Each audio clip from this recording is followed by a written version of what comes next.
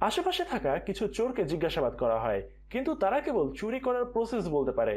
কিন্তু এরকম কিলিং এর সাথে তাদের জড়িত থাকা কিংবা এরকম কাউকে চেনে কিনা সেই বিষয়ে কোনো তথ্য তারা দিতে পারে না। তদন্ত শেষ হলে থিরান অন্য অফিসারদের কাছে জানায় এই গ্যাং কিভাবে অপরাধ করে, কোন ধরনের পরিবহন ব্যবহার করে কেউ জানে না, এমনকি তাদের কেউ কখনো দেখেও নি। কিন্তু প্রত্যেকটা অপরাধের পেছনে খুঁজে পাওয়া গেছে একটা ফিঙ্গারপ্রিন্ট এবং একটা জুতা।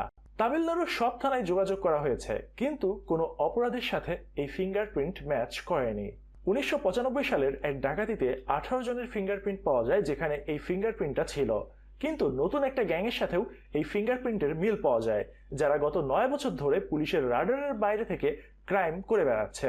থিরান জানায় এই কেসের শেষ দেখতে চাইলে সারা দেশের প্রত্যেকটা থানায় চেক করতে হবে, তাহলেই কেবল অপরাধীকে শনাক্ত করা সম্ভব হবে।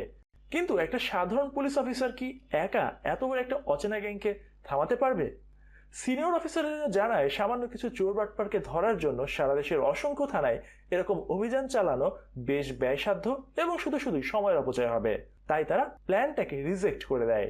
কিন্তু থিরানকে পছন্দ করে এমন একজন আইজিপি বিজয় রাথোর জানায় টিম বানিয়ে সে যেন সারা দেশে ছড়িয়ে পড়ে। এরপর থিরান প্রিয়ার নিরাপত্তার জন্য একজন লেডি কনস্টেবল রেখে ফিঙ্গারপ্রিন্ট এবং সেই খুঁজে পাওয়া জুতা নিয়ে থানায় থানায় ঘুরে বেড়ায়। কিন্তু কোথাও ফিঙ্গারপ্রিন্টের মিল পাওয়া যায় না। সব জায়গা থেকে নেতিবাচক খবর আসতে থাকে। হঠাৎ একটা ক্লু পাওয়া যায়।